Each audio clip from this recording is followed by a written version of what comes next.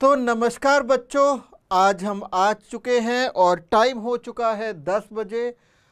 जल्दी जल्दी जुड़ना शुरू कीजिए, मैं आपका इंतज़ार कर रहा हूं। फिर हम आज से शुरू करने जा रहे हैं बॉटनी, वनस्पति विज्ञान का चैप्टर नंबर 1 जो है सजीव जगत। मैं वेट कर रहा हूं कि आप आए, फटाफट जल्दी जल्दी ज्वाइन कीजिए बच्चों। शार्प 10 बज चुके हैं।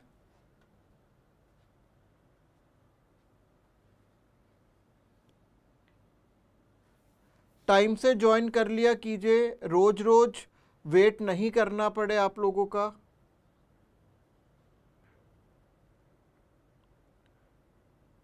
चलो जल्दी।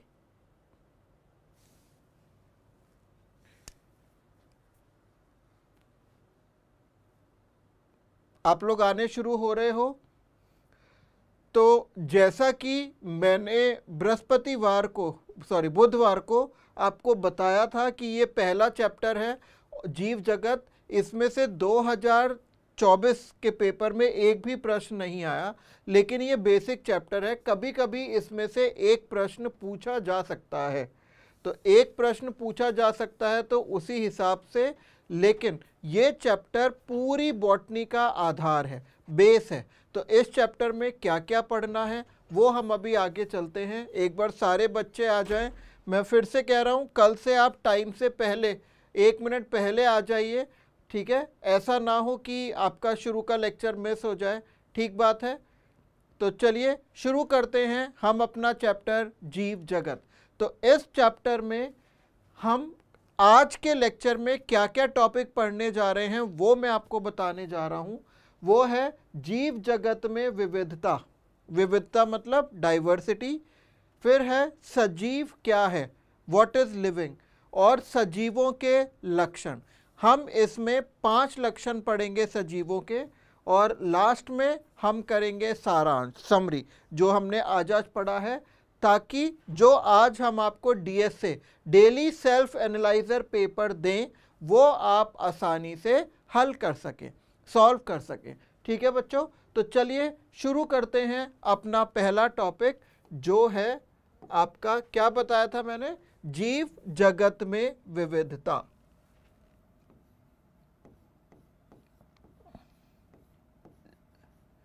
जीव जगत में विविधता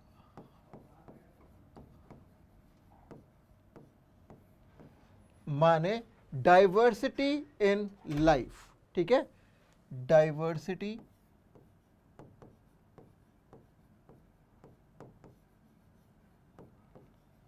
इन लिविंग वर्ल्ड।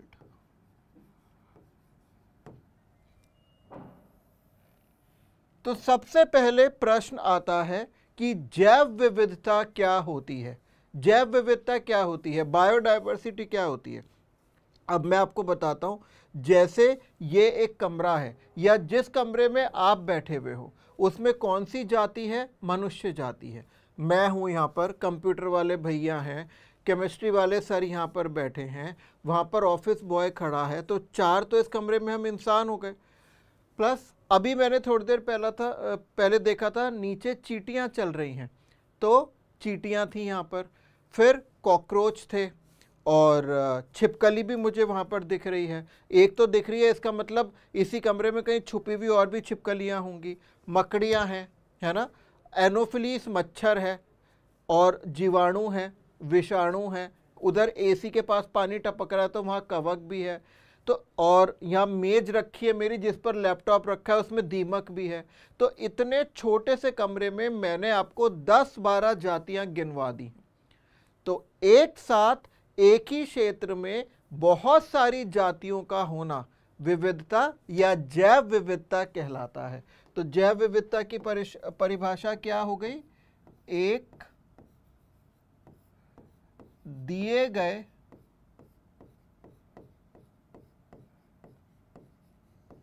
समय पर एक भौगोलिक क्षेत्र में एक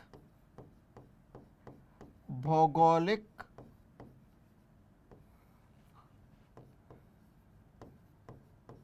क्षेत्र में अनेक जातियों का एक साथ उपस्थित होना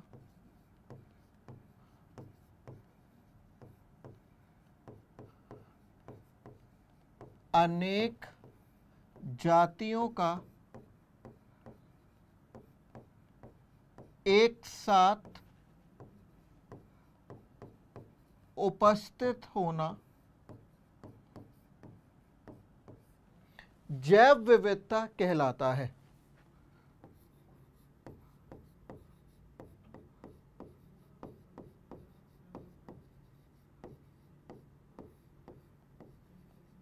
जैव विविधता कहलाता है। जैव विविधता माने बायोडाइवर्सिटी। ये तो मैंने आपको इतने छोटे से कमरे में 10 जातियां गिनवा दी। अगर ये पूरा का पूरा पृथ्वी हो तो ये क्या है, हम लिख सकते हैं हमारी पृथ्वी एक जैव विविध ग्रह है। पृथ्वी पर इतनी सारी जातियां हैं। एक तो वैज्ञानिक है रॉबर्ट मे, वो पारिस्थितिक विज्ञ हैं। उनके अनुसार संपूर्ण पृथ्वी पर लगभग 7 मिलियन जातियां हैं।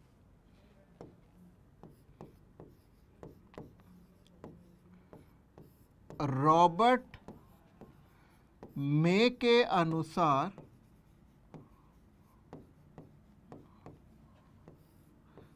संपूर्ण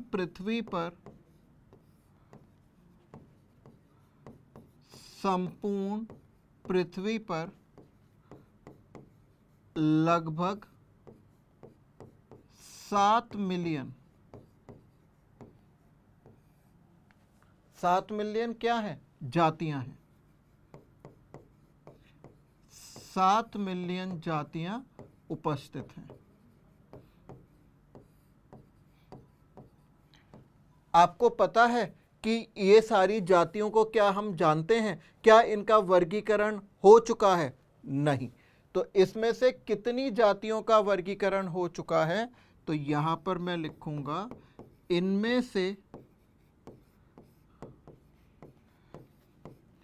1.7 से 1.8 मिलियन जातियां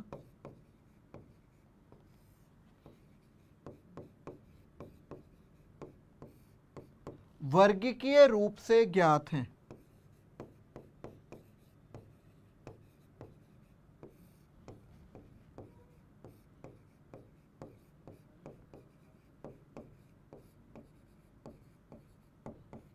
वर्गीकीय रूप से क्या है, ज्ञात हैं। इनको हम जानते हैं।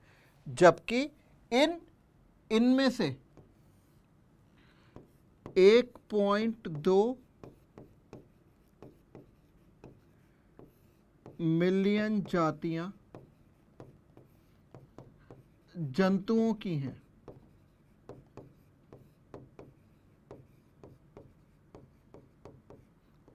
और 0.5% जातियां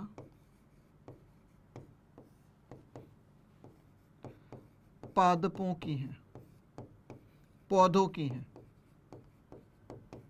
और आपको पता है कुल जंतु जातियों में से इसमें से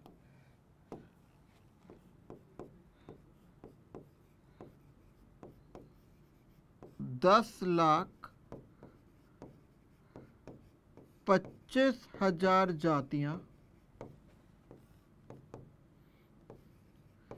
कीटों की हैं। इसका मतलब सबसे ज्यादा विविधता पृथ्वी पर कीटों की है। और उन 7 मिलियन में से अभी तक केवल इतनी ही जातियां ज्ञात हैं। और आपको पता है प्रत्येक वर्ष केवल 15,000 जातियों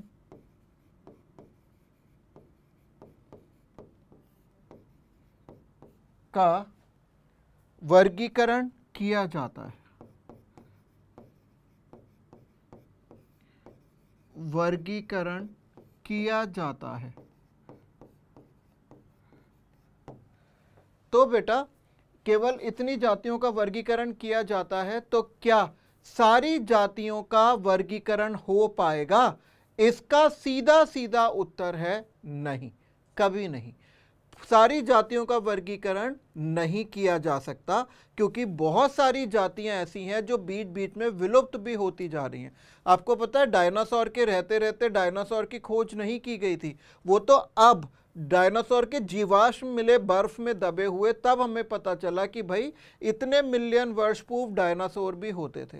तो सारी की सारी जातियों का वर्गीकरण करना, नामकरण करना, ये बिल्कुल भी संभव नहीं है। तो ये क्या है आपका? ये है आपकी विविधता। अब आपको विविधता का मतलब पता चल चुका है। मैंने क्या बताया था कि सबसे पहले हमें पढ़ना है जीव जगत में विविधता, ये हम पढ़ ली। अब हमें पढ़ना है सजीव क्या है। सजीव क्या है बेटा? तो सजीव की परिभाषा आपको बहुत अच्छे से आनी चाहिए। सजीव क्या है? सजीव का मतलब होता है लिविंग ऑर्गेनिज्म।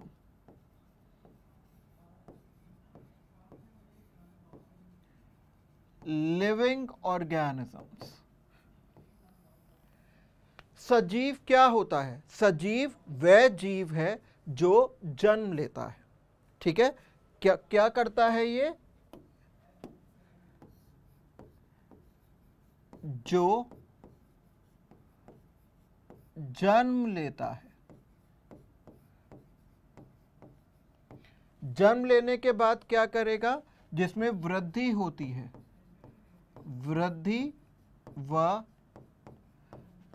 परिवर्धन करता है।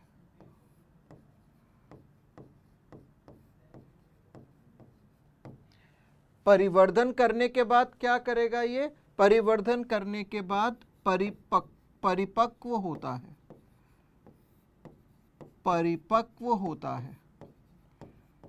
परिपक्व होने के बाद ये क्या करेगा? ये जनन करता है, जनन करता है। और जनन करने के बाद ये क्या करेगा? जनन करने के बाद इसमें जीर्णता आती है, जीर्ण या बूढ़ा हो जाता है।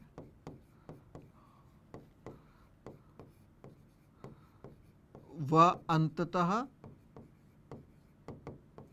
इसकी मृत्यु हो जाती है।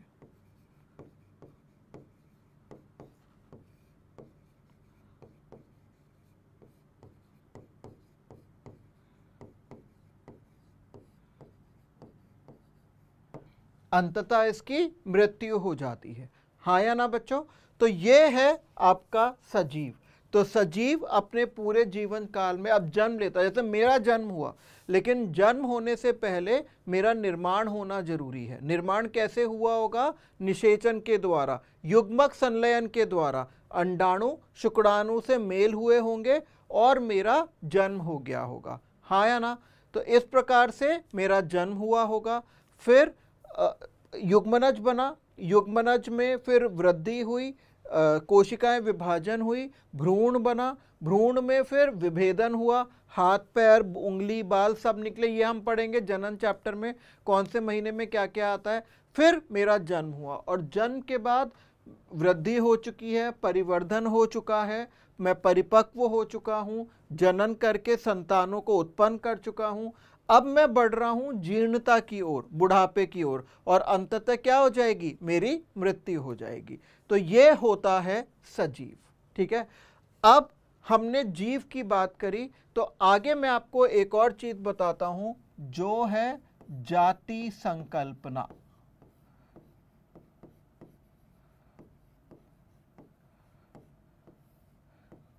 जाति संकल्पना माने स्पीशीज कॉन्सेप्ट। और ये जाति संकल्पना किस वैज्ञानिक ने दी थी? हम किस वैज्ञानिक की संकल्पना को सही मानते हैं? वो है अर्नेस्ट मेयर।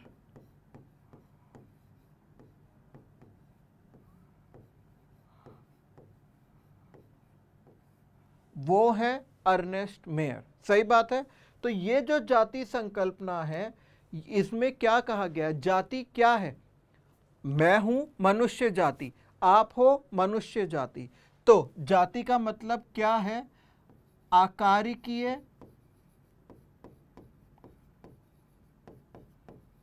व कार्यकीय रूप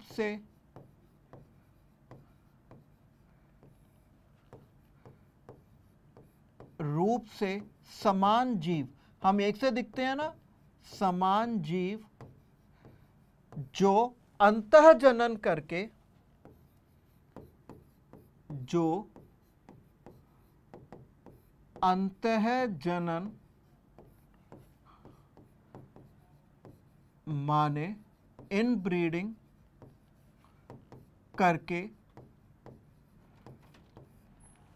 करके उर्वर संतानों को, उर्वर का मतलब है उपजाऊ, जिनके बच्चे हो सकते हैं, करके उर्वर संतानों, मैं आपको लिख दे रहा हूं अंग्रेजी में से क्या कहते हैं, इन्हें कहते हैं फर्टाइल ऑफस्प्रिंग्स।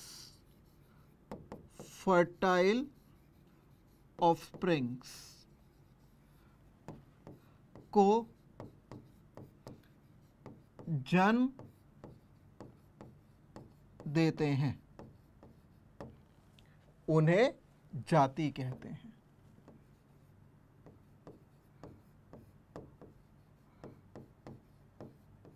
जाति माने स्पीशीज कहते हैं।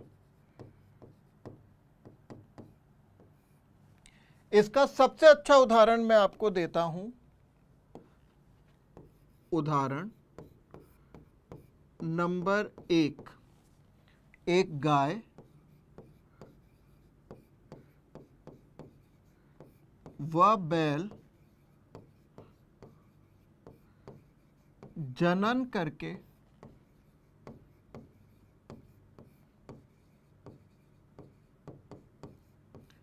बछड़ों को जन्म देते हैं। तो अगर नर बछड़ा हुआ है तो बड़ा होकर बैल बन जाएगा, मादा बछिया हुई है तो वो बड़ी होकर गाय बन जाएगी, और फिर वो आगे जनन करेंगे। दूसरा उदाहरण है, उदाहरण नंबर 2, एक गधा माने नर गधा किससे निषेचन करेगा? मादा घोड़ी से कर सकता है निषेचन, जबकि ये दोनों अलग अलग जातियां हैं। और क्या उत्पन्न होगा? खच्चर। खच्चर को अंग्रेजी में म्यूल कहते हैं। और मादा गधी अगर नर घोड़े के साथ निषेचन करती है तो उत्पन्न होती है हिनी।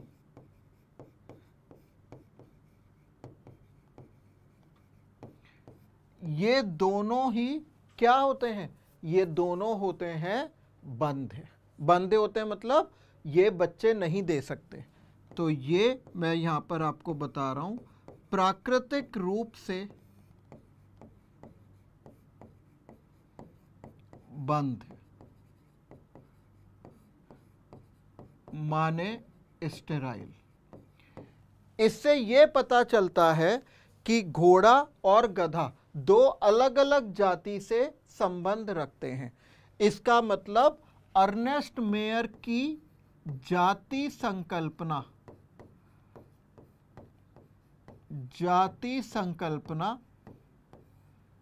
किस पर आधारित है?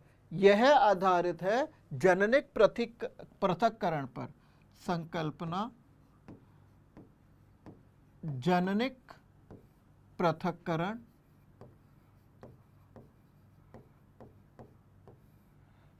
माने रिप्रोडक्टिव आइसोलेशन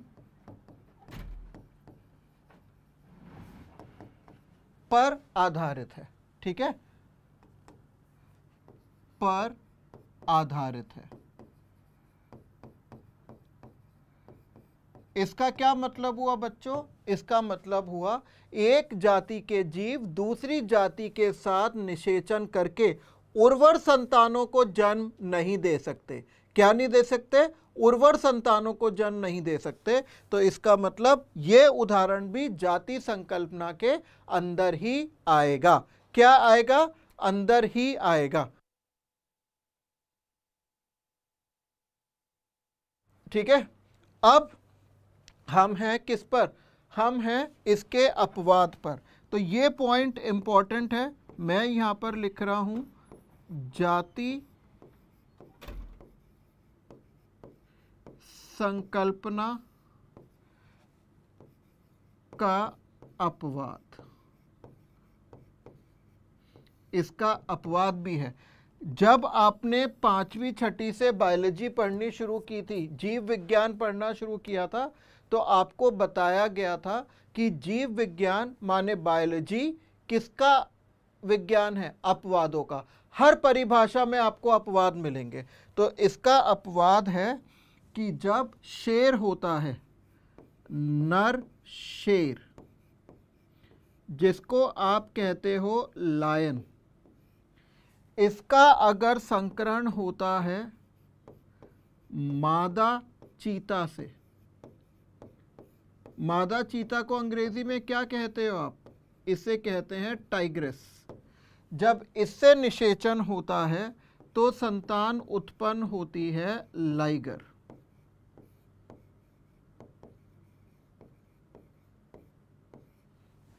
लाइगर। और जब मादा शेर माने शेरनी, मादा शेरनी को आप कहते हो लायनेस,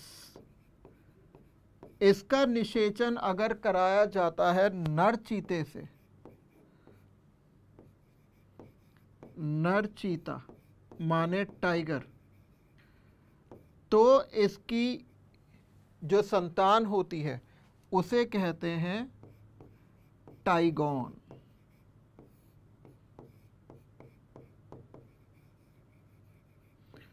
क्या कहते हैं? टाइगॉन कहते हैं। और ये दोनों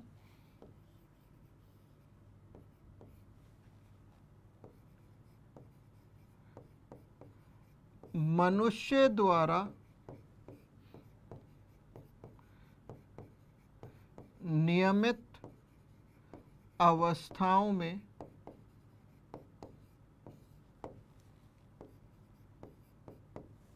क्या होते हैं? उर्वर। उर्वर माने फर्टाइल होते हैं।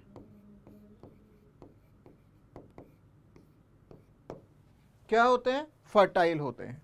ठीक है, तो ये हो गया आपका जाति संकल्पना। इसमें से आपको ये ऐसा टॉपिक है जो आपको अभी भी पढ़ना होगा, और जब आप पारिस्थितिकी पढ़ोगे लास्ट में उसमें भी पढ़ना होगा।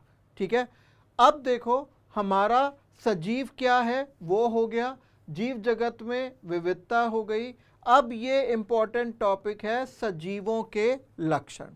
क्या है? सजीवों के लक्षण। तो चलिए शुरू करते हैं सजीवों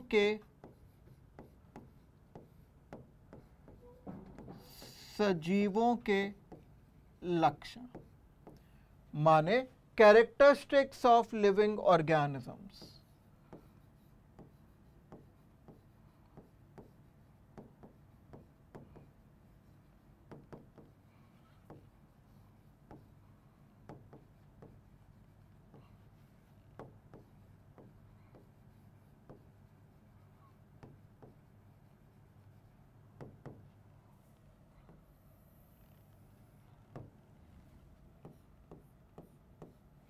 कैरेक्टरिस्टिक्स ऑफ लिविंग ऑर्गेनिजम्स।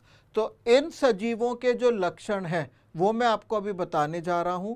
हम पढ़ेंगे एक एक करके 5 लक्षण, और सबसे पहला लक्षण जो हमें पढ़ना है वो है वृद्धि।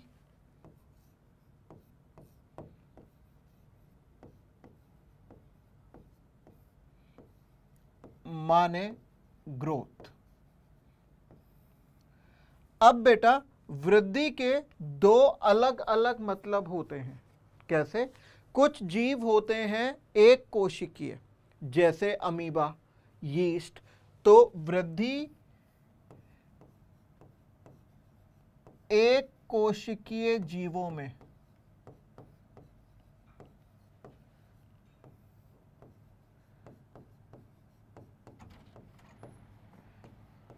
एक कोशिकीय जीवों में वृद्धि का मतलब है केवल भार में वृद्धि, केवल भार माने मास में वृद्धि। ऐसा मैंने क्यों कहा? क्योंकि जैसे अमीबा है वो केवल भार में बढ़ेगा क्योंकि वो एक कोशिकीय जीव है, और जैसे ही वो ज़्यादा बढ़ेगा उसमें जनन हो जाएगा और वो दो पुत्री कोशिकाओं में टूट जाएगा। तो केवल भार में वृद्धि क्या होती है? एक कोशिकीय जीवों में। उदाहरण क्या है? उदाहरण है अमीबा, जीवाणु, यीस्ट, पैरामीशियम,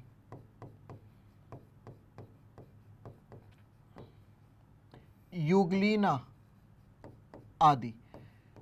जितने भी एक कोशिकीय जीव हैं, जैसे सारे मोनेरा, सारे प्रोटिस्टा और कवक में खाली यीस्ट, ये कैसे हैं? एक कोशिकीय।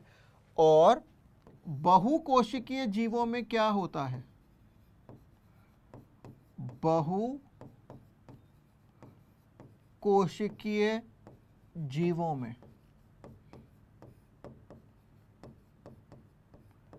क्या होता है? वृद्धि होती है। वृद्धि बराबर भार में वृद्धि,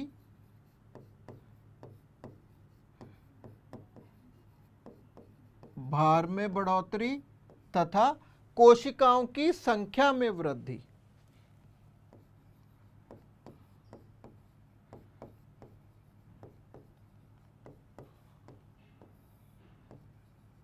कोशिकाओं की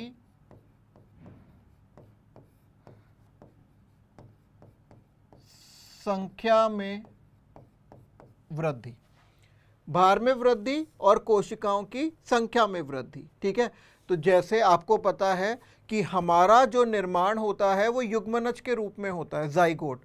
तो माता के गर्भ में, यूट्रस में, उस युग्मनज में विभाजन होता है। एक कोशिका से दो कोशिकीय भ्रूण बना, फिर 4 कोशिकीय बना, फिर 8 से 16 बना जिसको हम मोरुला कहते हैं, फिर ब्लास्टोसिस्ट बनेगा, फिर गैस्ट्रुला बनेगा, हाथ पैर आ जाएंगे और फिर हमारा जन्म होगा। तो भार में भी वृद्धि हो रही है, कोशिकाओं के संख्या में भी वृद्धि हो रही है। और बहुकोशिकीय जीवों के उदाहरण क्या क्या हैं? इसके उदाहरण है, जल्दी बोलिए। सबसे पहले मनुष्य, आम, बंदर, पीपल, मक्खी आदि। ठीक है, तो ये सब वृद्धि है किस किस में? एक कोशिकीय जीवों में और बहुकोशिकीय जीवों में। अब एक बहुत महत्वपूर्ण बिंदु है जो मैं आपको बताने जा रहा हूं, वो ये है कि वृद्धि सजीवों का महत्वपूर्ण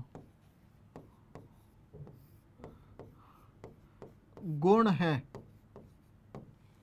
परंतु पारिभाषित गुण नहीं है। परंतु पारिभाषित गुण माने डिफाइनिंग फीचर नहीं है। क्यों नहीं है? क्या कारण है? कारण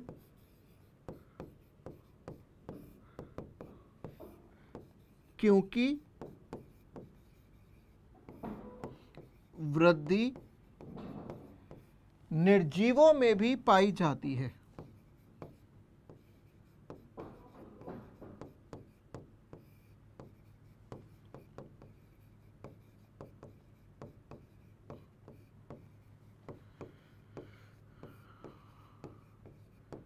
बेटा वृद्धि निर्जीवों में भी पाई जाती है, लेकिन जो सजीवों में वृद्धि होती है और निर्जीवों में, वो दोनों अलग अलग होती हैं। कैसे होती हैं अलग अलग, देखिए।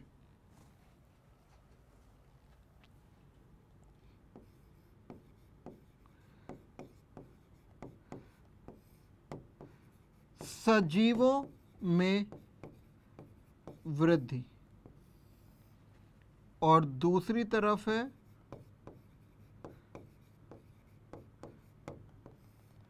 निर्जीवों में वृद्धि।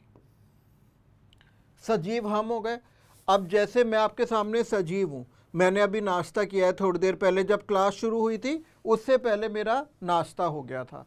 अब मैं जब क्लास ख़त्म करूंगा तो चाय वाय पी लूँगा, उसके बाद 1-1:30 बजे खाना खा लूँगा, शाम को भी चाय पी लूँगा, फिर उसके बाद मेरा मन करेगा खूब सारा तरबूज और फल खा लूँगा, फिर रात में खाना खा लूँगा। तो ऐसा नहीं होगा ना कि कल मैं आपसे मिलने आऊँगा तो वो खाना पेट में इकट्ठा हो जाएगा और यहाँ से बड़ा सा सींग निकल ही आएगा, नहीं। क्योंकि हमारे अंदर जो वृद्धि होती है वो अंदर से होती है। कहाँ से होती है? अंदर से। तो ऐसी वृद्धि को हम क्या कहते हैं? आंतरिक वृद्धि। तो सजीवों में वृद्धि कैसी होती है? आंतरिक वृद्धि, माने इंटरनल ग्रोथ। कैसी होती है बच्चों? आंतरिक वृद्धि, अंदर से वृद्धि होती है। जबकि निर्जीवों में जो वृद्धि होती है वो होती है बाह्य वृद्धि। बाह्य वृद्धि का मतलब होता है एक्सटर्नल ग्रोथ।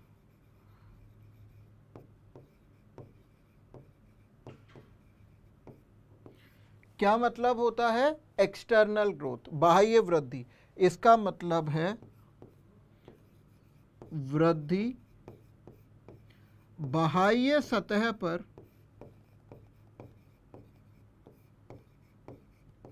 तत्वों के जमाव के द्वारा होती है।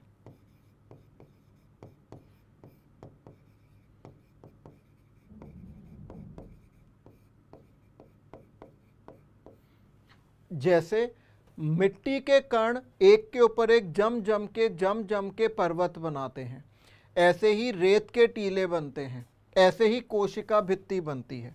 तो इसका उदाहरण है पर्वत, पहाड़, रेत के टीले व कोशिका भित्ति। उदाहरण याद होने जरूरी हैं। कोशिका भित्ति, ठीक बात है बच्चों? ठीक है। अब हम आते हैं दूसरे पॉइंट पर। दूसरा पॉइंट ये है, जैसे मैं इतना लंबा कैसे हुआ? क्या मैं ऐसे ही मेरा जन्म हुआ था? नहीं, मेरा जन्म हुआ था एक छोटे से बच्चे के रूप में जिसका वजन लगभग 2.5 से 3 किलो के बीच था। धीरे धीरे मैं ऐसे बढ़ता गया और लंबा हो गया। अब लेकिन मैं बूढ़ा हो रहा हूँ, तो ऐसा थोड़ी ना होगा कि जब मैं और बूढ़ा हो जाऊंगा और मृत्यु मेरे निकट होगी तो वापस से मैं पिचक के छोटा बच्चा बन जाऊंगा। नहीं, तो हमारी जो वृद्धि है, जो सजीवों में वृद्धि है, वो एक दिशीय होती है और उल्टी नहीं होती। तो हमारी वृद्धि है एक दिशीय, माने यूनिडायरेक्शनल तथा अनुत्क्रमणीय। अनुत्क्रमणीय मतलब जो वापस नहीं हो सकती, माने इररिवर्सिबल। इररिवर्सिबल। लेकिन निर्जीवों में जो वृद्धि है, जैसे पहाड़ बन गए, अब क्या होता है? आंधी आ रही है, तूफान आ रहे हैं, वो पहाड़ वापस से टूट के मिट्टी बन जा रही है। अगर आप राजस्थान में रहते हैं, बाड़मेर, बीकानेर में, तो अगर आप कल एक सड़क से गुजरे थे, वहाँ बड़ा सा रेत का टीला था, बहुत तेज आंधी आई, वो रेत का टीला धस कर गई, मतलब वो वापस से टूट जाता है। तो ये इसका मतलब निर्जीवों में जो वृद्धि होती है वो होती है द्विदिशीय, माने बाय डायरेक्शनल एवं उत्क्रमणीय।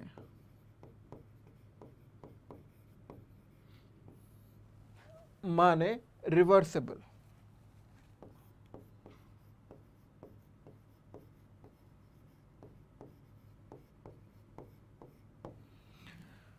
ठीक है, जैसे उदाहरण पर्वतों का मृदा कणों में क्षय होना, ऐसे ही रेत के टीलों का रेत में क्षय होना, ऐसे ही कोशिका विभाजन के समय कोशिका भित्ति का टूट जाना। तो ये है सजीवों और निर्जीवों में वृद्धि में अंतर। अब बात करते हैं किसकी? पादपों में वृद्धि और जंतुओं में वृद्धि।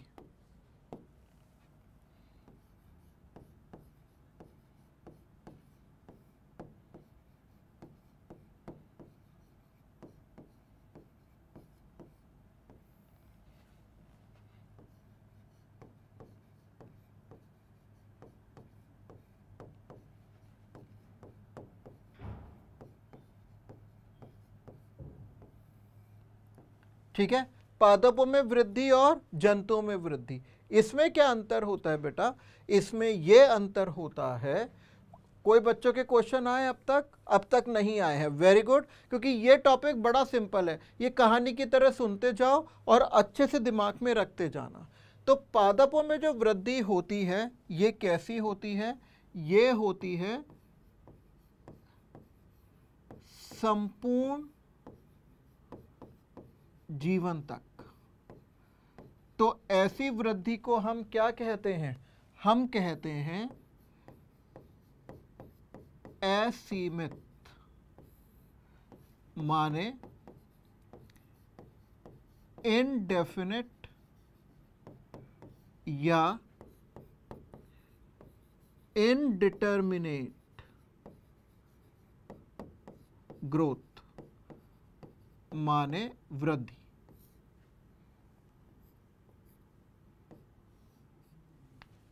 लेकिन जंतुओं में वृद्धि एक निश्चित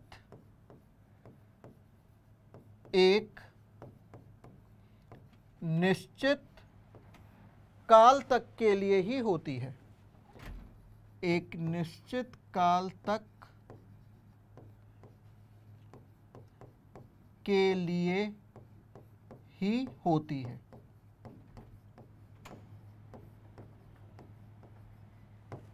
और इसलिए उसको कहते हैं सीमित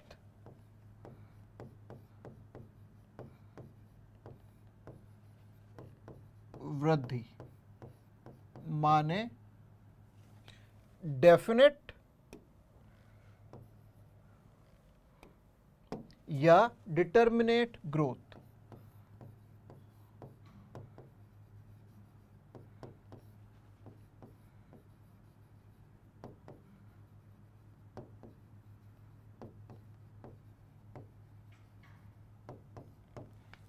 ठीक है बेटा, लेकिन अब जो पौधे हैं उसमें जो वृद्धि है वो जीवन पर्यंत क्यों होती है? क्योंकि उसमें वृद्धि जो होती है वो होती है कुछ विशेष कोशिकाओं के कारण।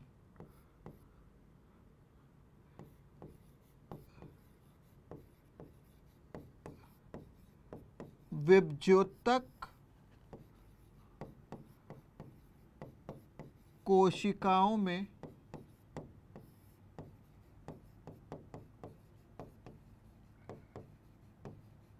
विभाजन के कारण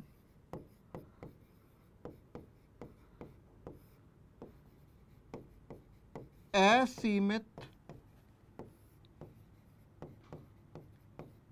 वृद्धि होती है।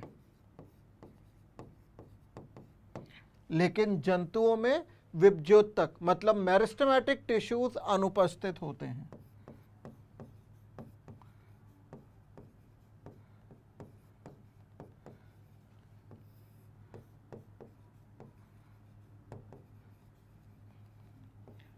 मेरिस्टेमेटिक टिश्यूज अनुपस्थित होते हैं।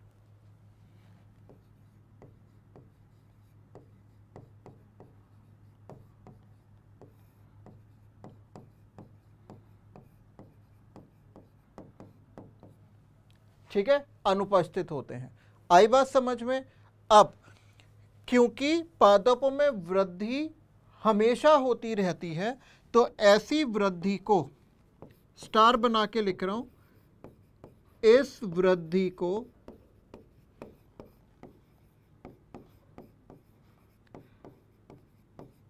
वृद्धि का खुला स्वरूप माने open form of growth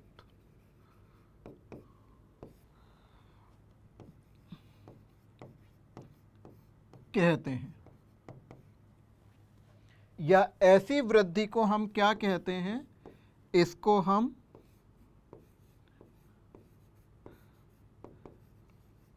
localised growth भी कहते हैं।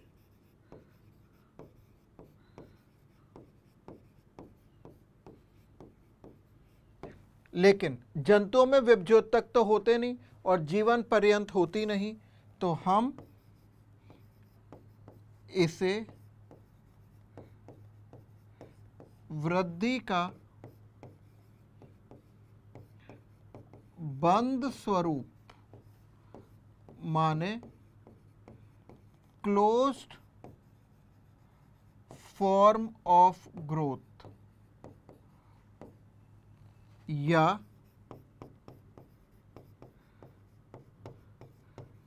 विस्तृत वृद्धि माने डिफ्यूज्ड ग्रोथ भी कहते हैं।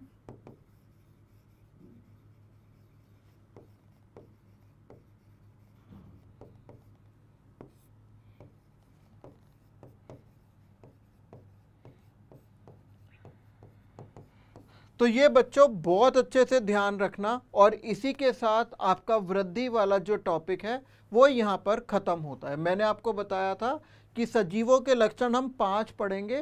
पहला हो गया आपका वृद्धि, दूसरा टॉपिक है जनन, नंबर 2 है जनन। जनन को हम कहते हैं रिप्रोडक्शन। जनन का मतलब क्या होता है? जनन का मतलब होता है संतानों को जन्म देना। ठीक है, तो संतानों को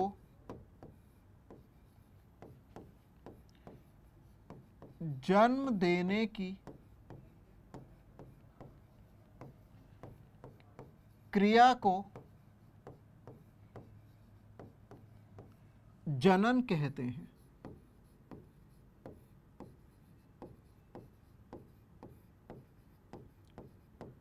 क्या कहते हैं? जनन कहते हैं। और जनन कितने प्रकार का होता है? 2 प्रकार का होता है। कौन कौन सा होता है? एक होता है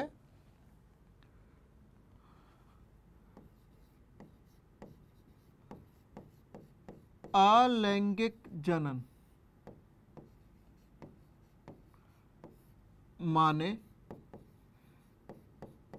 एसेक्सुअल रिप्रोडक्शन।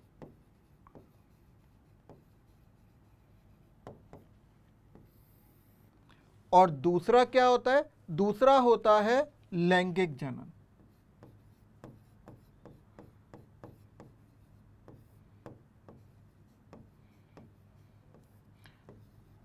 माने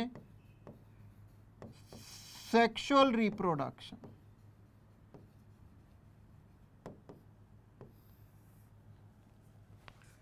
सबसे पहली बात कि हमारे इस अलैंगिक जनन में कितने जनक सम्मिलित होते हैं।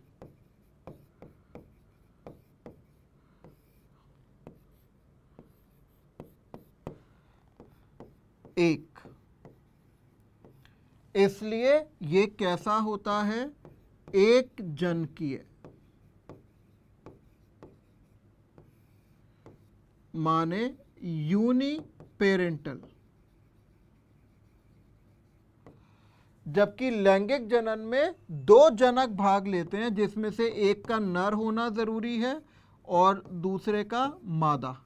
तो इसको कहते हैं द्विजनकीय,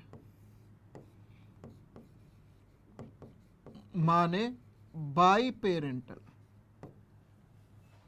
ठीक है, एक नर एक मादा। पॉइंट नंबर 2, युग्मकों का निर्माण।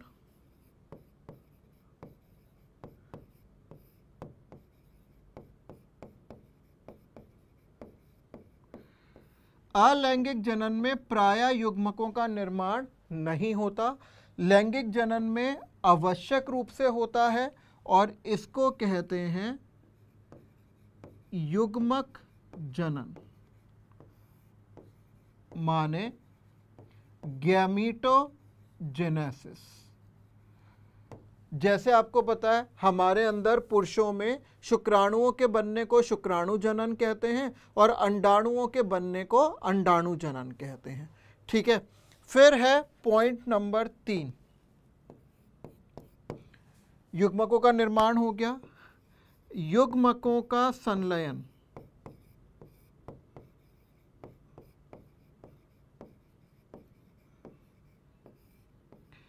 इसमें युग्मकों का संलयन कभी नहीं होता और लैंगिक जनन में युग्मकों का संलयन होना जरूरी होता है और इस क्रिया को हम कहते हैं निषेचन।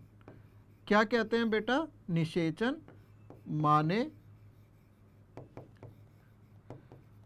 फर्टिलाइजेशन या सिनगैमी।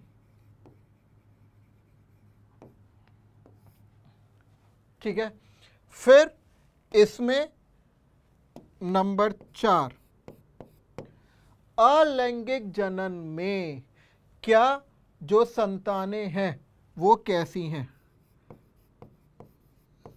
संतानें, तो इसमें लिखेंगे आपस में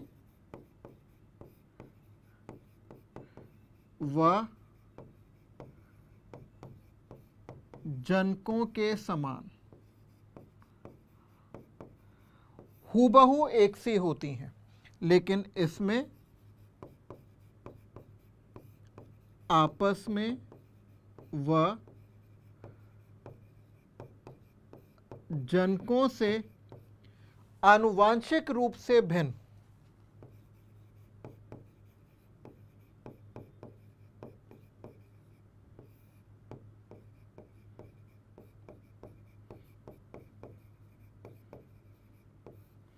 इसका एक अपवाद है।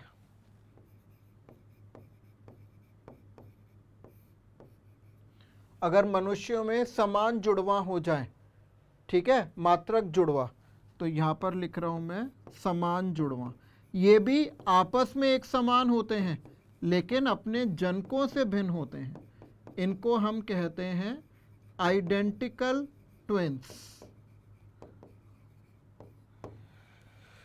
ठीक है, अगला पॉइंट है बेटा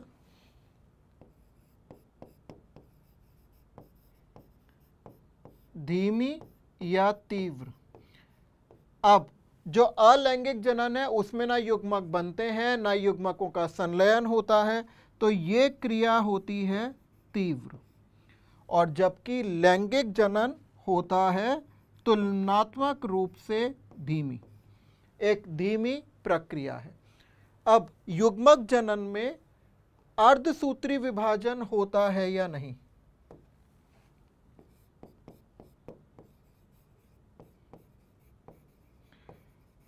युग्मक जनन के समय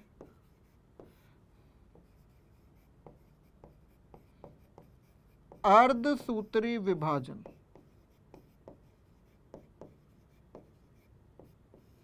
ये होता है या नहीं? अलैंगिक जनन में अर्धसूत्री विभाजन नहीं होता, अपितु क्या होता है, समसूत्री, लेकिन यहां पर होता है अर्धसूत्री। तो ये 6 प्रमुख अंतर हैं अलैंगिक जनन और लैंगिक जनन में। अब एक और इंपॉर्टेंट पॉइंट मैं यहां लिख रहा हूं, जनन सजीवों का एक महत्वपूर्ण गुण है, परंतु पारिभाषित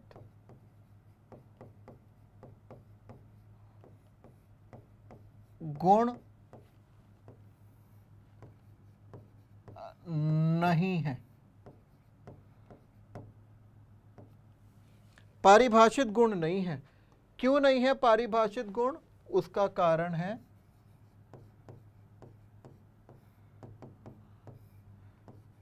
क्योंकि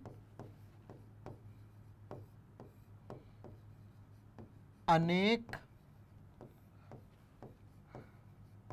सजीवों में जनन की क्षमता नहीं पाई जाती। में जनन की क्षमता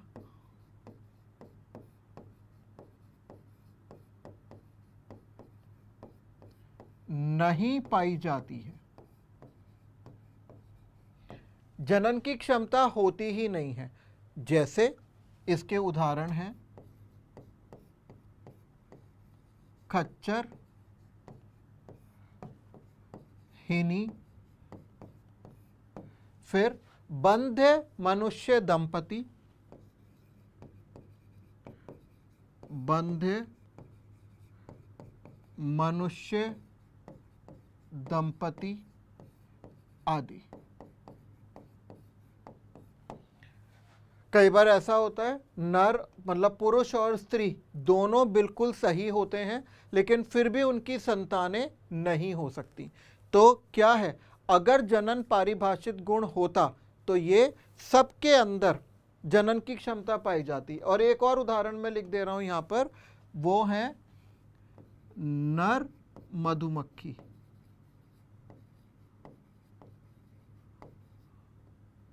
नहीं, नर मधुमक्खी नहीं, श्रमिक मधुमक्खी, सॉरी, वर्कर हनी बीज।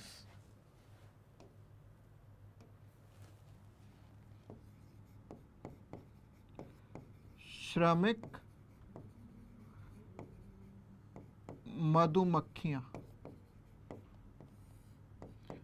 ये भी बंधे होती हैं। अगर ये पारिभाषित गुण होता तो इनमें भी जनन की क्षमता होनी चाहिए थी। एक और चीज मैं यहां पर लिख रहा हूं, जनन निर्जीवों में अनुपस्थित होता है।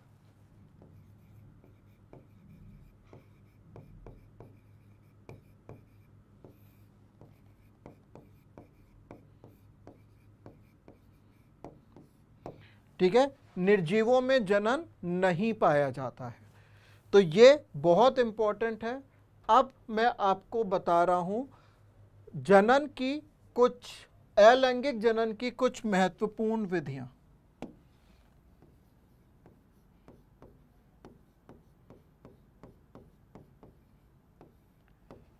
अलैंगिक जनन की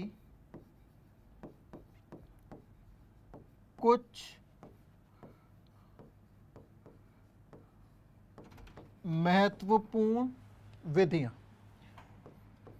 कुछ महत्वपूर्ण विधियां, राइट। क्या अभी तक कोई भी डाउट नहीं आया है बच्चों? गरिमा, राम, पायलेश, अरविंद? नहीं। चलो, तो ये कुछ महत्व, ब्यूटी रॉय, प्रिया? नहीं। तो अलैंगिक जनन की कुछ महत्वपूर्ण विधियां कौन कौन सी हैं? सबसे पहली विधि मैं आपको जो बता रहा हूं वो क्या है? वो है द्विविभाजन। द्विविभाजन माने बाइनरी फिशन। द्विविभाजन कौन कौन करता है? द्विविभाजन करता है जीवाणु, अमीबा आदि। ठीक है। पॉइंट नंबर 2, नंबर बी, खंडन माने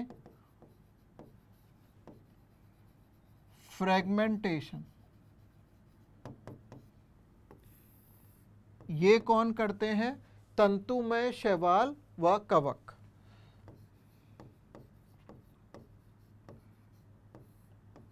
तंतुमय शैवाल और कवक। इसके बाद क्या होता है? इसके बाद होता है मुकुलन, नंबर सी, मुकुलन। मुकुलन माने बडिंग। मुकुलन कौन कौन करता है? ये करता है हाइड्रा और यीस्ट। ठीक है, मुकुलन। और कुछ स्पॉन्जेस भी करते हैं, तो मैं पोरीफेरा स्पॉन्ज यहीं लिख दे रहा हूं। ठीक है। नेक्स्ट है हमारा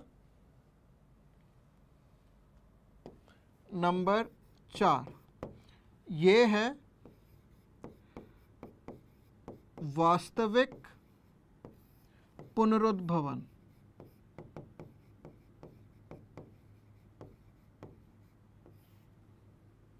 माने ट्रू रीजनरेशन।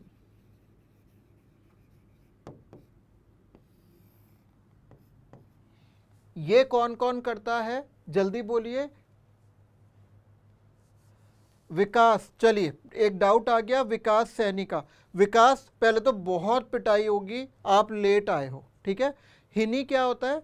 जब हिनी होता है, जब घोड़े और गधी का संकरण होता है, उससे हिनी मिलता है, लेकिन घोड़ी और गधे से मिलता है खच्चर।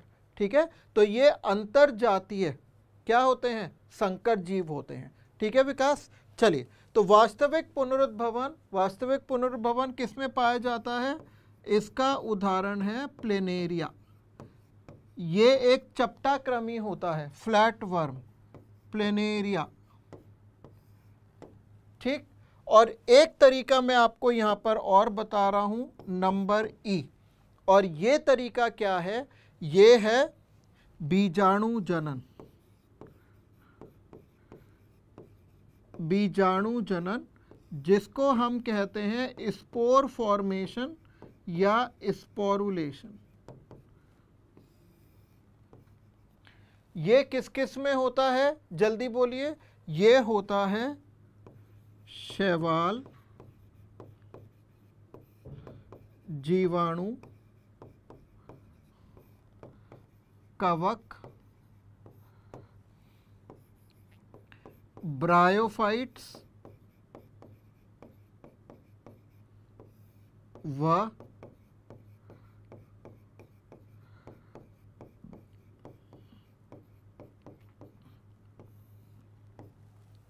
टेरिडोफाइट्स। गरिमा क्या पूछ रही हैं? गरिमा पूछ रही है सर ये ब्रायोफाइट्स और टेरिडोफाइट्स क्या होता है? बेटा, ये पादप जगत के कुछ विभाग हैं। सबसे पहले शैवाल, फिर ब्रायोफाइट, फिर टेरिडोफाइट, फिर जिम्नोस्पर्म, फिर एंजियोस्पर्म, ऐसे आते हैं। ठीक है। चलिए, तो ये हो गए आपके अलैंगिक जनन की कुछ महत्वपूर्ण विधियां। अब बहुत इंपॉर्टेंट 2 चीजें मैं आपको बता रहा हूं। सबसे पहले है एक कोशिकीय जीवों में, एक कोशिकीय जीवों में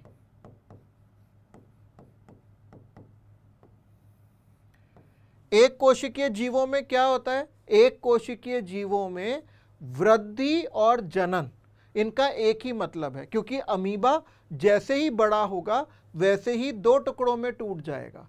तो वृद्धि हुई और जनन भी हुआ। तो एक कोशिकीय जीवों में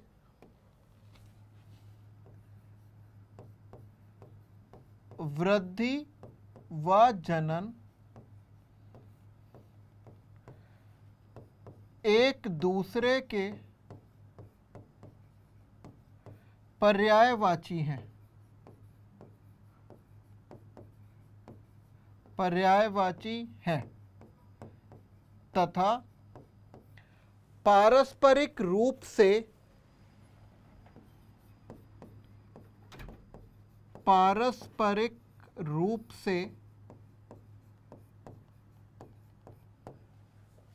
क्या? अंतर्जात क्रियाएं हैं। अंतर्जात क्रियाएं माने म्यूचुअली इंक्लूसिव इवेंट्स।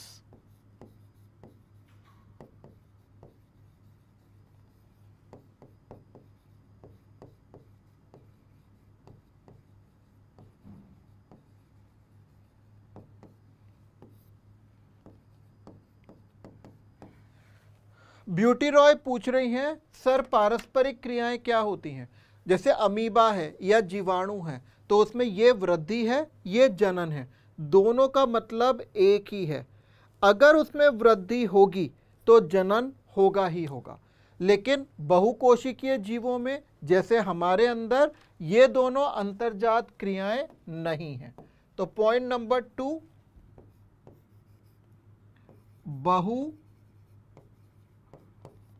बहुकोशिकीय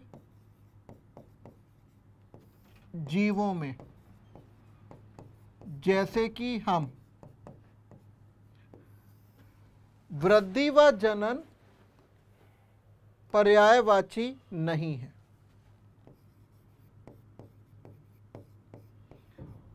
वृद्धि व जनन एक दूसरे के पर्यायवाची नहीं है। अतः ये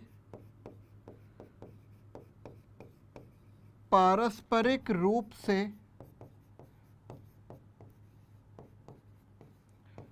बहिर्जात प्रक्रम माने म्यूचुअली एक्सक्लूसिव इवेंट्स हैं। म्यूचुअली एक्सक्लूसिव इवेंट्स हैं, ठीक है। जैसे मैं हूं, मैं एक बहुकोशिकीय जीव हूं, तो वृद्धि तो मेरी अपने आप हो रही है, जो मैं खा रहा हूं, पी रहा हूं, लेकिन जनन करना ना करना वो मेरे हाथों में है। समझ में आया? तो यहां पर आपका खत्म होता है जनन। तो हमने क्या पढ़ा अभी तक? हमने पढ़ा जीव जगत में विविधता, हमने पढ़ा सजीव क्या है, हमने सजीवों के लक्षण में नंबर 1 पर हमने पढ़ा वृद्धि, नंबर 2 पे हमने पढ़ा जनन, ये हमारा हो चुका है। अब नंबर 3 हम पढ़ने जा रहे हैं, तो वो नंबर 3 है क्या? उपापचयन। नंबर 3 है उपापचयन। उपापचयन का मतलब है मेटाबॉलिज्म। हम सांस ले रहे हैं, हमारे गुर्दे काम कर रहे हैं, हमारा हृदय काम कर रहा है, हमारे शरीर में इतनी सारी क्रियाएं हो रही हैं, पौधे प्रकाश संश्लेषण कर रहे हैं, श्वसन कर रहे हैं, हार्मोन्स का स्त्रावण कर रहे हैं, इन सभी को हम क्या कहते हैं? उपापचयन। तो उपापचयन का मतलब होता है हमारे शरीर में होने वाली सभी रासायनिक अभिक्रियाओं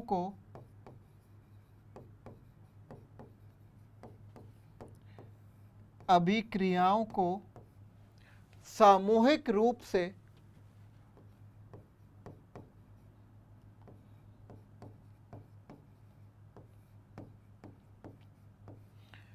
से क्या कहते हैं? उपापचयन।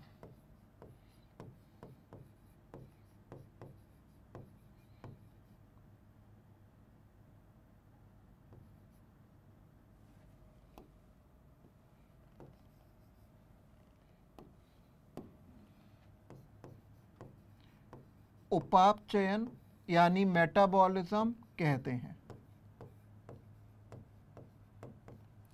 ये बेटा दो प्रकार का होता है, विकास, दिलखुश, गरिमा, राम, अरविंद, और कौन कौन है? पायलेश, हाँ, सौरभ, प्रमोद। चलिए, तो उपापचयन कहते हैं, अगर सो रहे हो तो होश में आ जाओ और ध्यान से सुनो। ये दो प्रकार का होता है कि कैसा? पहले है उपचयन। उपचयन माने एनाबॉलिज्म,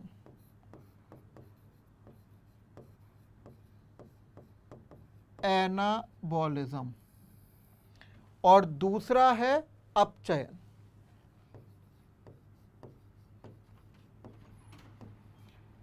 अपचयन माने कैटाबॉलिज्म।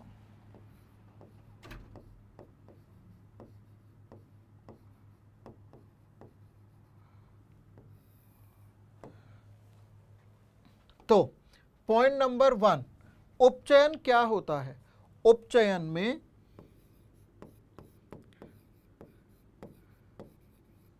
सरल अकार्बनिक तत्वों से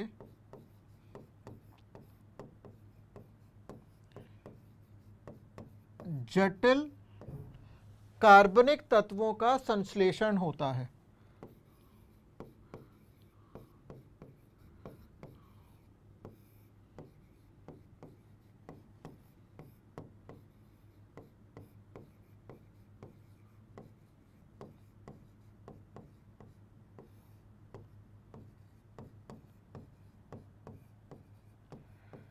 ठीक है, सरल अकार्बनिक तत्वों से जटिल तत्व बनते हैं, जबकि अपचयन में बड़े बड़े तत्व छोटों में टूट जाते हैं। तो इसमें क्या होता है?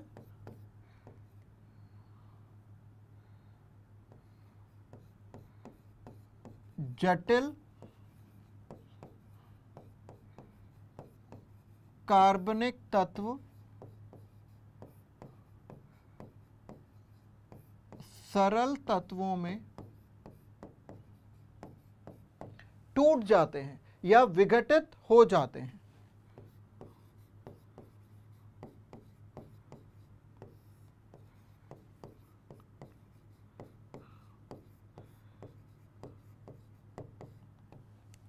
ठीक है, अब जब हम कोई चीज बनाएंगे तो उसमें ऊर्जा तो लगेगी। तो पॉइंट नंबर 2 है यहां पर, इसमें ऊर्जा का व्यय, व्यय का मतलब होता है खर्चा होता है, ऊर्जा उपयोग की जाती है। जबकि कोई चीज टूटते हैं तो उसमें से ऊर्जा निकलती है। तो पॉइंट नंबर बी, इसमें ऊर्जा उत्पन्न होती है।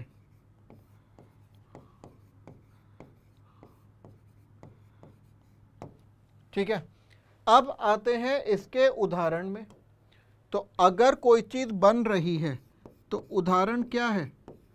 उदाहरण है प्रकाश संश्लेषण।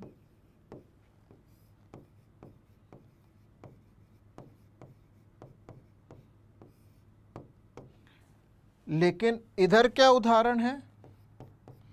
भोजन का टूटना माने श्वसन।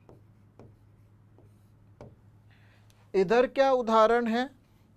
प्रोटीन संश्लेषण।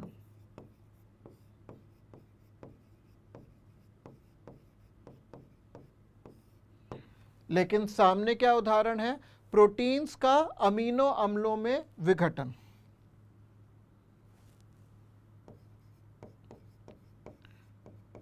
प्रोटीन्स का अमीनो अम्लों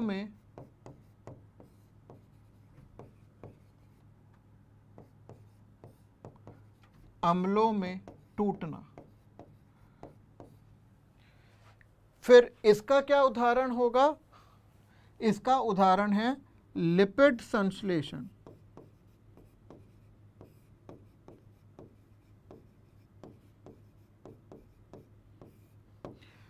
और सामने उसका क्या उदाहरण होगा?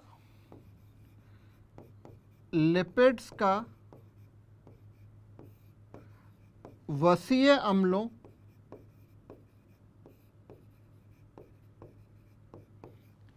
एवं ग्लिसरॉल में विघटन।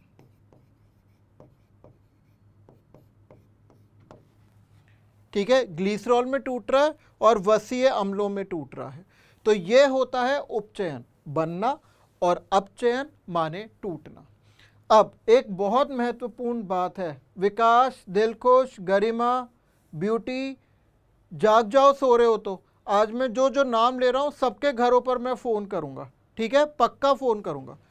अब है आगे वो पॉइंट है उपापचयन सजीवों का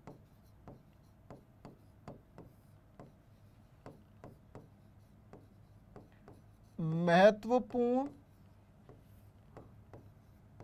गुण है, लेकिन यह पारिभाषित गुण भी है, माने डिफाइनिंग फीचर भी है। और क्यों है डिफाइनिंग फीचर? कारण क्योंकि उपापचयन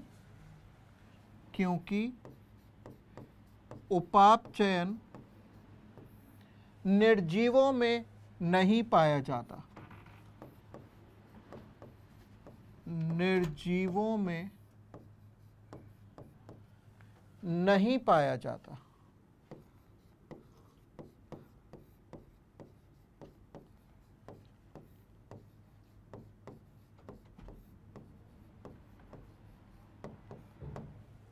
ठीक है, उपापचयन निर्जीवों में नहीं पाया जाता है। आपने कभी देखा है कि कोई मृत काया पड़ी है उसमें उपापचयन हो रहा है? नहीं। ठीक है, विकास सैनी, आप बेटा 3-3 आईडी से लॉगिन हो। ठीक है, दिलखुश नहीं आया क्या आज? हाँ, और गरिमा, प्रेमलता भी नहीं आई है आज। ठीक है, चलिए, तो ये है उपापचयन सजीवों का महत्वपूर्ण गुण है। अच्छा, उपापचयन हमारे शरीर में होता है तो उपापचयन पात्रे में भी हो सकता है। पात्रे मतलब मनुष्य के शरीर के बाहर। तो यहां पर मैं नोट लिख रहा हूं, उपापचयन सजीव की काया के बाहर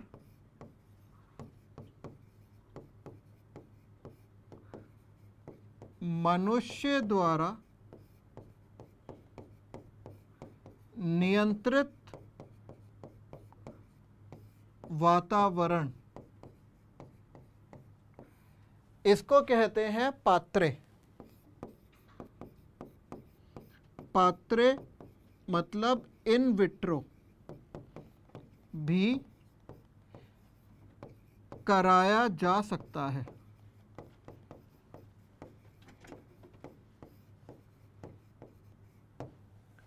ठीक है, कराया जा सकता है। उदाहरण, परख नली शिशु,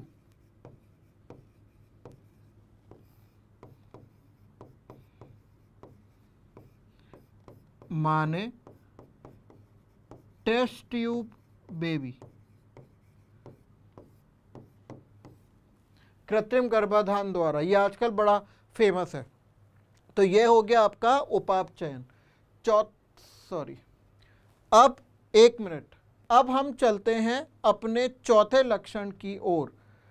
1 मिनट बेटा,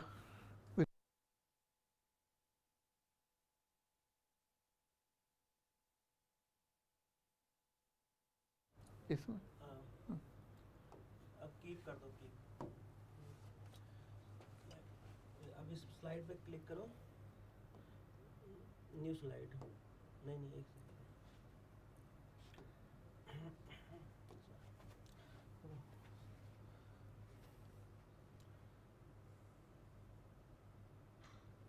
इसको डिलीट करना पड़ेगा सर, फुल स्क्रीन कर दो।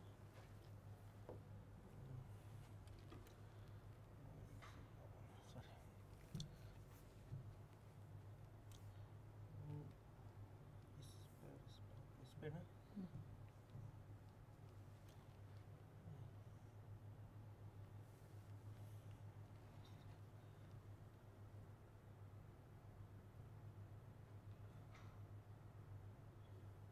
Full screen.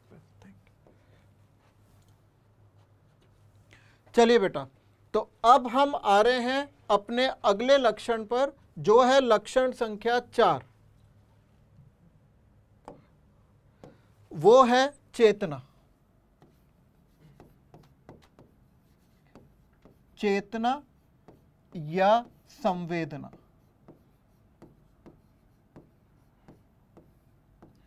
माने कॉन्शियसनेस या सेंसिटिविटी।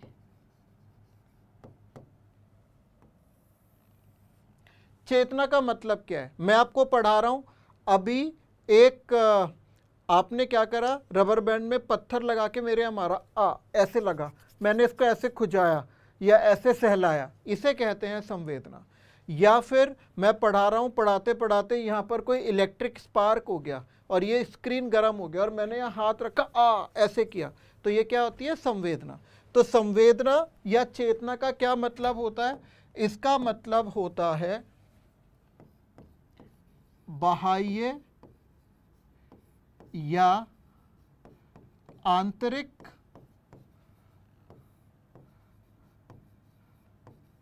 अनुक्रियाओं, नहीं, आंतरिक उद्दीपनों,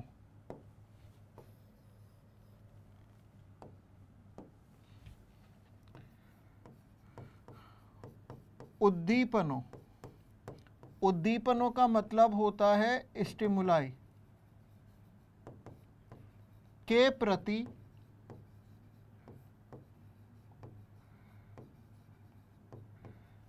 अनुक्रिया दर्शाना।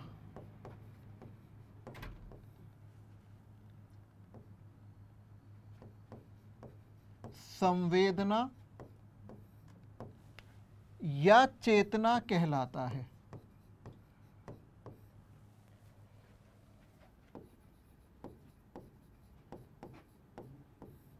जैसे बाह्य उद्दीपन तो हो गए हवा, पानी, कोई रिएक्शन, कोई एलर्जन, और आंतरिक हो गए जैसे पढ़ाते पढ़ाते मुझे डकार आ गई, तो ये आंतरिक अनुक्रिया थी। ठीक है, आंतरिक उद्दीपन के प्रति अनुक्रिया थी। नींद आ रही है, वो भी आंतरिक है, तो इसको हम कहते हैं संवेदना। अब ये जो चेतना है ये क्या है, यह है सजीवों का महत्वपूर्ण गुण तो है, साथ में पारिभाषित गुण भी है। साथ में पारिभाषित गुण माने डिफाइनिंग फीचर भी है। क्यों है बेटा, इसका कारण है, कारण क्योंकि चेतना निर्जीवों में नहीं पाई जाती।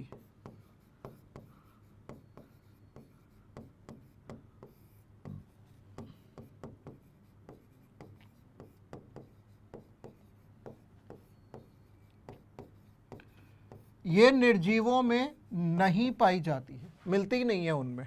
ठीक है, अब एक और बात है चेतना या संवेदना के बारे में। यह तकनीकी रूप से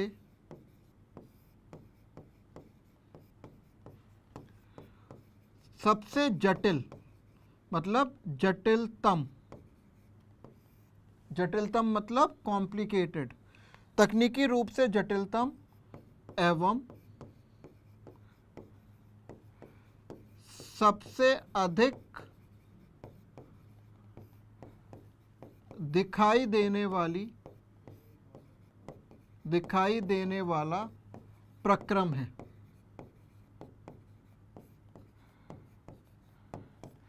मुझे मच्छर ने काटा, मैंने ऐसे मारा, मुझे भी दिख रहा है, आपको भी दिख रहा है। गरम से हाथ टच हुआ, ऐसे दिख रहा है। डकार आई, मुझे भी आवाज़ आई, मुझे भी महसूस हुआ, आपको भी दिया। और ये तकनीकी रूप से सबसे जटिलतम है, क्योंकि ऐसे हाथ मारना, मच्छर को मारना में आपका मस्तिष्क, तंत्रिकाएं, पेशियां, हड्डियां, अंग सभी सम्मिलित हैं और ये दिखाई देता है। जबकि जनन करते हुए आप नहीं देख सकते, वृद्धि होते हुए नहीं देख सकते, उपापचयन होते हुए शरीर के अंदर नहीं देख सकते, लेकिन ये दिखाई देता है। ठीक है, और एक बहुत ज़रूरी चीज़ वो है एक विशिष्ट लक्षण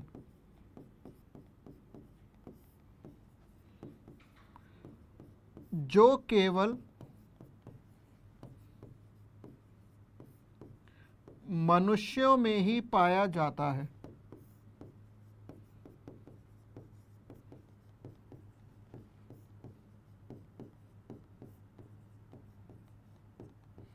वो क्या है बेटा? वो है स्वचेतना।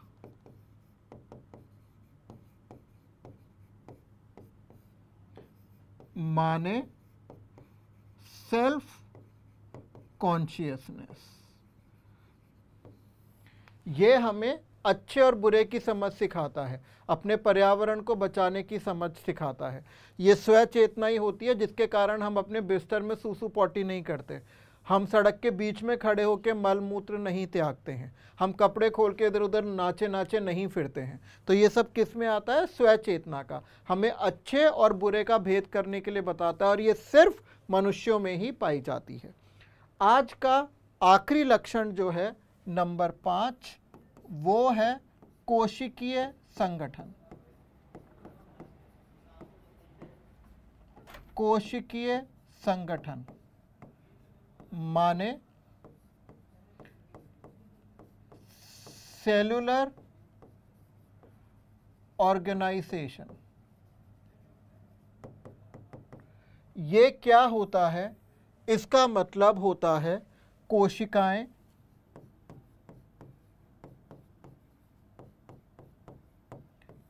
जुड़ जुड़कर क्या बनाती हैं? ऊतक। ऊतक मिल मिलकर क्या बनाते हैं? अंग। अंग मिलकर क्या बनाते हैं? अंग तंत्र। और अंग तंत्र मिल मिलकर क्या बनाते हैं? जीव। इसको हम कहते हैं कोशिकीय संगठन। इसका अपवाद क्या है? इसका अपवाद है एक कोशिकीय जीव, जैसे अमीबा, पैरामीशियम, ये तो ऊतक नहीं बनाते हैं। और एक और चीज, कोशिकीय संगठन यह सजीवों का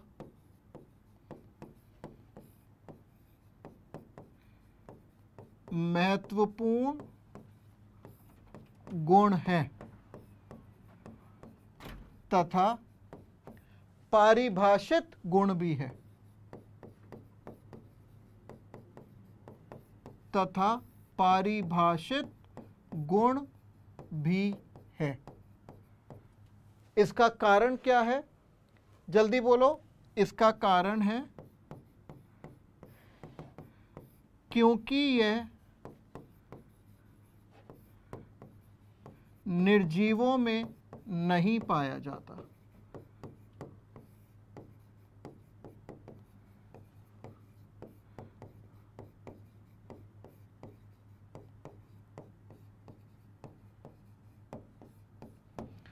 तो बेटा आज के आप देखो, आपका सारा टॉपिक जो हमने सोचा था सारा पूरा हो गया है। जीव जगत में विविधता, सजीव क्या है, सजीवों के लक्षण, वृद्धि, जनन, उपापचयन, चेतना और कोशिकीय संगठन।